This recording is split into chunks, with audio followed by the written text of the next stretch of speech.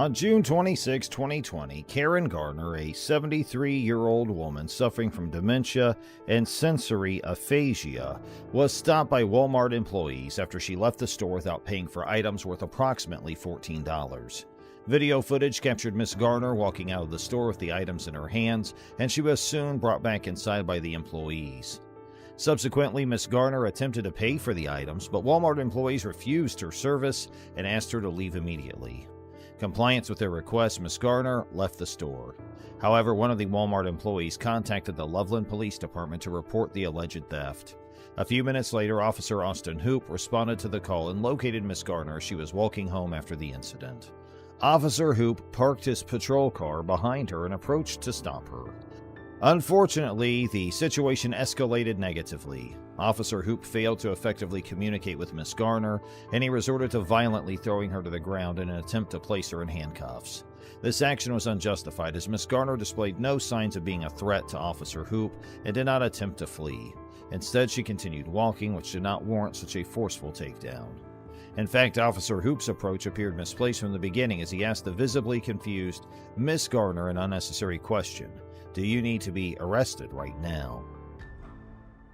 Do you need to be arrested right now? No. Okay. Let's stop.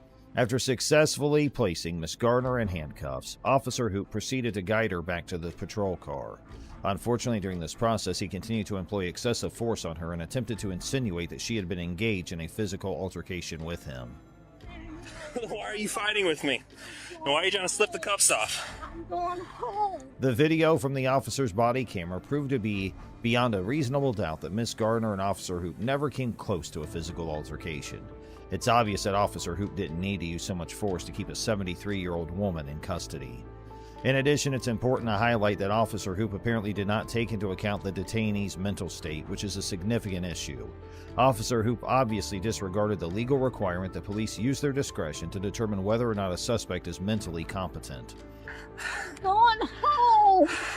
I'm going home. Yeah, I know. I'm just trying to search her. As if the force employed by one cop wasn't already severe, a second confrontation broke out as cop Daria Jalali arrived to aid Officer Hoop, resulting in Miss Garner being taken to the ground again. Both officers proceeded to secure Miss Garner inside the patrol car, despite her repeated statements that she was simply trying to go home. Officer Hoop responded to her pleas with a dismissive laugh, stating, "No, you're not," in a mocking manner. You have to use that much aggression? What are you doing? Get out of here. This is not your business. Once again, Hoop's negligent demeanor became evident as he dealt with the situation. While Officer Hoop moved to the other side of the patrol car to secure Miss Garner, a Good Samaritan emerged from his vehicle and approached Officer Hoop, questioning the necessity of using aggression against an elderly woman. What's your date of birth, Karen? What's your date of birth? Okay. The young man had witnessed the entire incident unfold from a distance and decided to drive up to the scene. Officer Hoop, displaying further negligence, dismissed the young man's concerns, instructing him to leave as it was none of his business. Following a brief confrontation, Officer Hoop returned to assisting Officer Jolly in securing Miss Garner. Once they successfully placed Miss Garner inside the patrol car, Officer Hoop attempted to identify her by asking for her date of birth. However, he received no response, indicating Miss Garner was unable to provide the requested information. Given Miss Garner's disability, it is unsurprising that she would encounter difficulties understanding Officer Hoop's demands, let alone recalling her date of birth. Both officers appeared to overlook the possibility of Miss Garner having a disability, despite it becoming increasingly evident by that point. Shortly after, the officers engaged in a casual conversation, during which Officer Jalali expressed her concerns for Officer Hoop, stating that she would have arrived more quickly if he had mentioned a physical altercation. 200. Yeah, okay. All right, Hey. let's get her down the station. Okay, we don't need to wait for the fellow. No, we can see what it, I Okay. mean, we know what's it said. She stole some stuff, and they caught her before she left and got it back, and then she ran out. So we have And then the... you contacted her for that. And then she resisted and obstructed and obstructed. resisted. So We're good either way. we're good either way. Cool. She's going. All right. Let's get a blue path. If they decide not to prosecute, I don't care. Cool. Okay, we'll head down there. Officer Hoop responded to Officer Jalali's concerns by making remarks about Miss Garner, commenting that she was like 20 pounds, and implying that the situation would have been different if it had involved a larger individual. This statement indicates that Officer Hoop was well aware of Miss Garner's fragile state as an elderly woman, yet he still exhibited excessive aggression toward her. The situation becomes even more questionable when both officers display uncertainty about the potential charges against Miss Gardner. Officer Jalali appears to have no understanding of what Miss Gardner could have done wrong initially. Sergeant Phil Metzler, the fourth responding officer, informs Officer Hoop that Miss Garner would be charged with resisting arrest and obstruction, regardless of whether or not Walmart decided to press charges. Immediately following the incident, Officer Hoop, Officer Jalali, and Community Service Officer Tyler Blackett were captured by a police station surveillance camera engaging in laughter and joking while watching the footage of the arrest from Officer Hoop's body camera. On May 19, 2021, the Colorado 8th Judicial District Critical Response Team completed an investigation into the incident, leading to the filing of criminal charges against Officer Hoop and Officer Jalali. Officer Hoop faced 3 charges, including assault. However, on March 2, 2022, Officer Hoop pleaded guilty to a single charge of second-degree assault, classified as a Class 4 felony. Consequently, he received a 5-year prison sentence.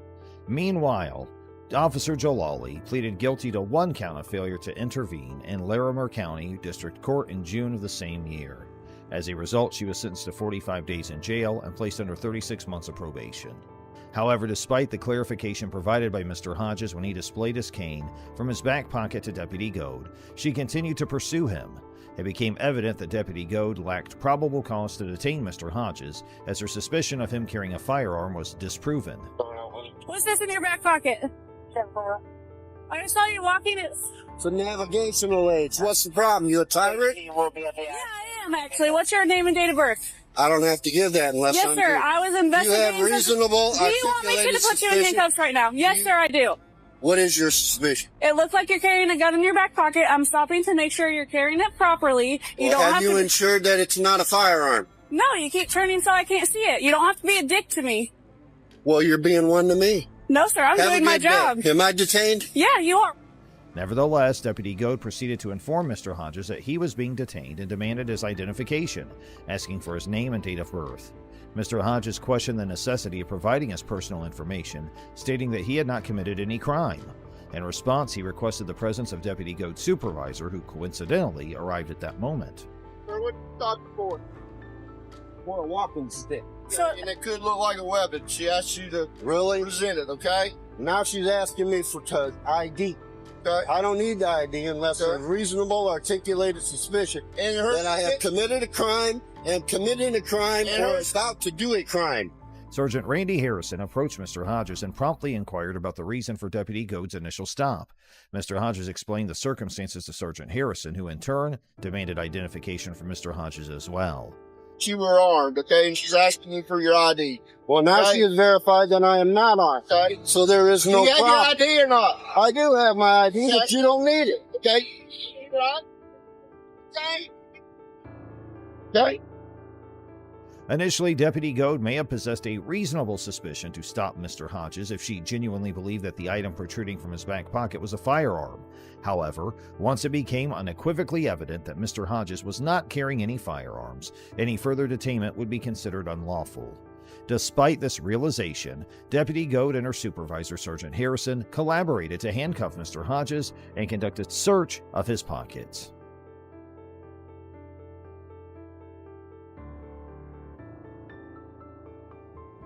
Mr. Hodges requested the names and badge numbers of both officers, but neither of them responded to his demand. Wallet is. Where's your wallet at, sir?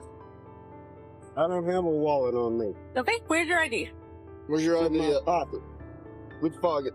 You're not allowed to search me. It's in this pocket.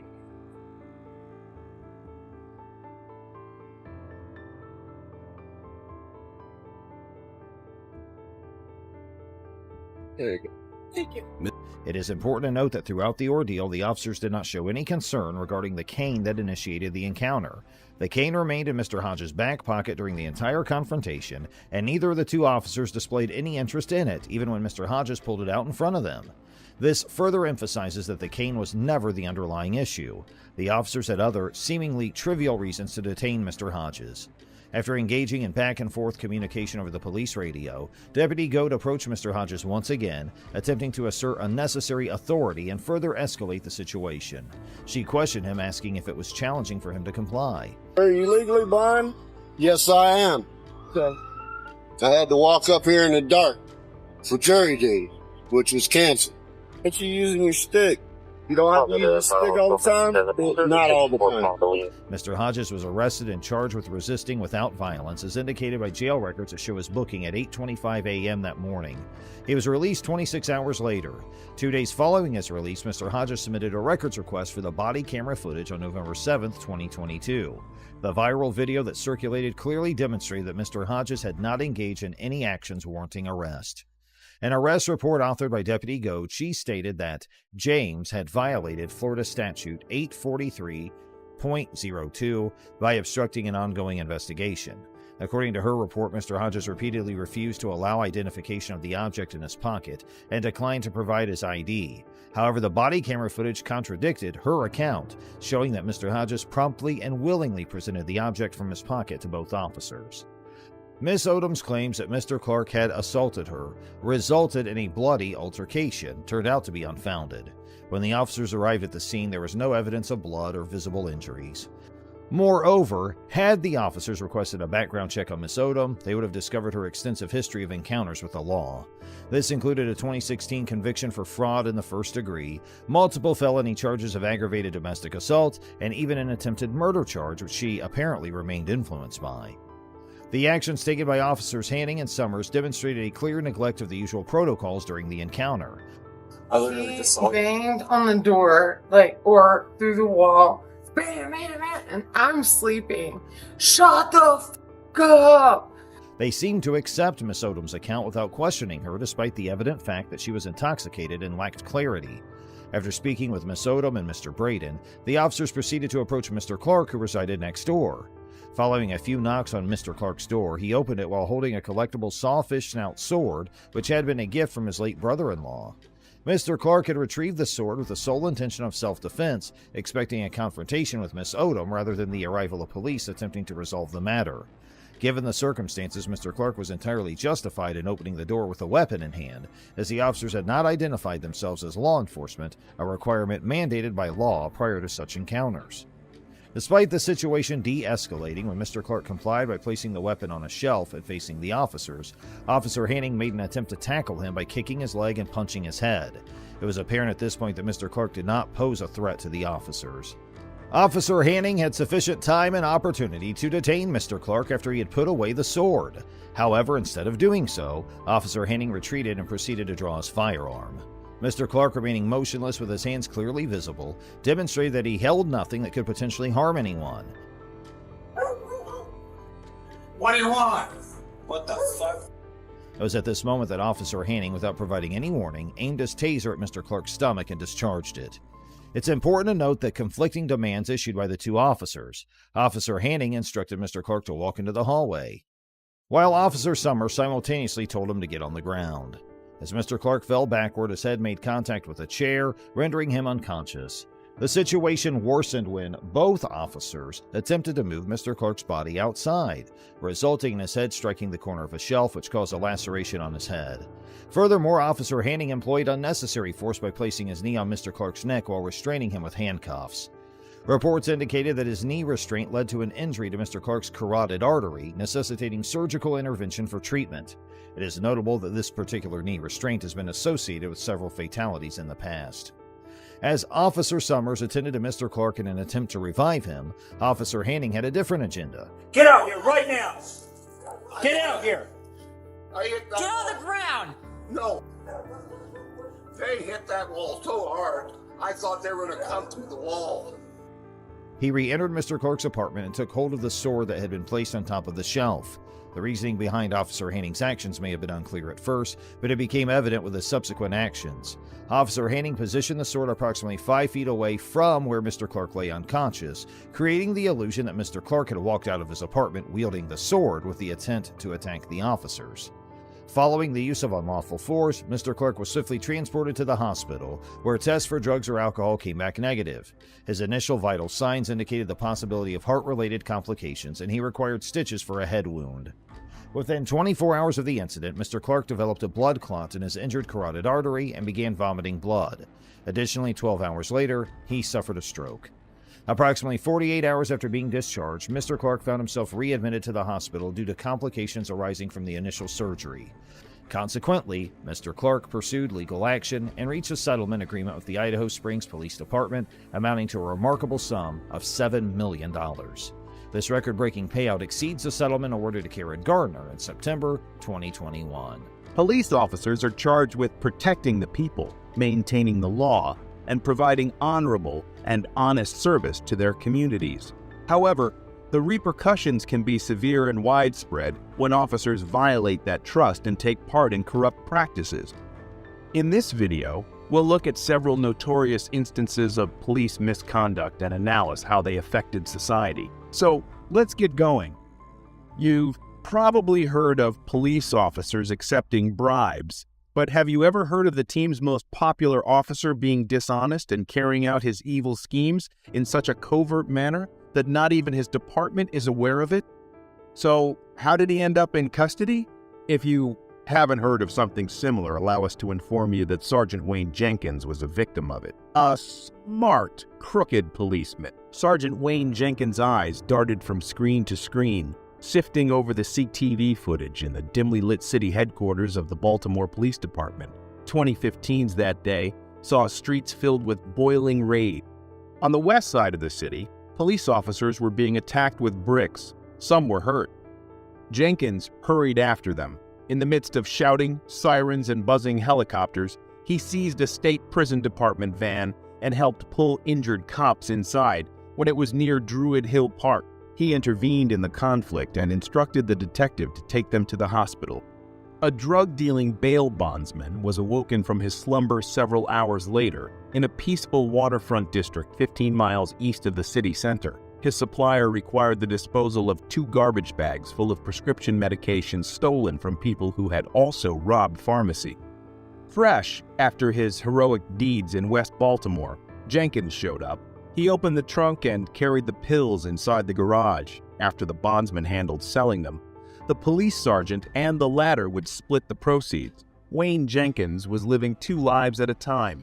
He was already well known for running aggressive street squads at the age of 34. Later, he was in charge of the prestigious Gun Trace Task Force, one of the Baltimore Police Department's most effective tools for combating violent crime. He also served as the commanding officer of a team of police officers who engaged in robberies and narcotics trafficking. Jenkins and 6 members of his gun task force were charged with federal racketeering in March 2017, which shocked Baltimore. Many robberies, extortion, and overtime fraud were all allegedly committed by a group of seasoned police officers. Following the shooting death of Freddie Gray, long-standing mistrust of the police among many Baltimore residents grew. But the breadth and depth of these accusations were astounding. The Gun Trace Task Force was well known within the police force for its accomplishments in seizing alleged drug dealers, their caches, and their illicit weaponry. Jenkins was developing a reputation as a policeman in the division whose aggressive approach got results. His reputation as a cowboy who broke big cases through a frenetic pace of citizen stops and occasionally supplied evidence pointing up a chain of drug dealers was generally positive among current and former police officers. Jenkins, who had been praised as a rising talent by department leadership and rank-and-file officers early in his career, was a leader with a remarkable flair for delivering the goods. For his assistance in the 2009 recovery of 41 kilograms of cocaine, worth $1 million hidden in a man's truck at the time, it was touted as the largest cocaine seizure in the division's record. This was only one of Jenkins' numerous huge seizures. Did you know that Jenkins was awarded a Bronze Star for this huge achievement? Although it may seem strange, the Baltimore Police Department did not experience any instances of a police officer receiving both praise and criticism. In the world, Wayne Jenkins and his colleagues in plainclothes lived in success and wrongdoing were not mutually exclusive. In fact, they occasionally seemed to go hand in hand. A year-long investigation by the Baltimore Sun turned up warning signs that Wayne Jenkins wasn't a reliable policeman. His supervisors and others either failed to see the warning indications or choose to ignore them. Between 2006 and 2009, Jenkins was the subject of at least 4 lawsuits that claimed misconduct. 3 of them resulted in the plaintiff's victories. either as a result of jury verdicts or the city's decision to settle the case. The suits, however, had no internal repercussions for the police agency. Despite the lawsuits and subsequent video evidence from the squad's body cameras, Jenkins' supervisors did not review the arrests he was making. His legal defenses regularly failed in court, despite the fact that he was removing criminal suspects off the streets. 2014 saw the delivery of a surveillance video to the state's attorney's office in Baltimore's Police Integrity Division that seemed to show Jenkins perhaps putting drugs in a suspect's car. Authorities investigated the matter and even presented evidence to a grand jury, but finally determined that there wasn't enough proof to warrant an indictment. The same video reportedly led to a rare police department disciplinary probe against Jenkins, who was accused of misbehavior internally in 2015. This information comes from a copy of the case file that the Sun reviewed. The investigators proposed Jenkins be demoted and placed on paid leave, according to the department's then Internal Affairs Chief, Daryl DeSouza, who was the deputy commissioner at the time, allegedly intervened to halt the penalty. DeSouza denies remembering the encounter, despite having later served as a commissioner and currently being in jail on federal tax charges, before being named in 2016 to lead the Gun Trace Task Force, one of the most recognized plainclothes teams in the police. These allegations of misconduct were made while Jenkins was serving in a number of plainclothes units, a long time before he was appointed. It is hardly surprising that Jenkins' greatest crimes, drug trafficking and robberies, were able to flourish in Baltimore's tolerant plainclothes culture, even if they seem to have been kept secret. These devices regularly operated unattended. They were free to hold and release suspects, as well as develop informants. They sometimes discreetly stepped over the line from aggressive policing to violating civil rights. When Jenkins first started stealing is unknown. In 2011, his first theft was reported. By the time his criminal career had completely taken off, it had already involved high-profile robberies and break-ins, and he was making over $170,000 per year, in part due to overtime fraud.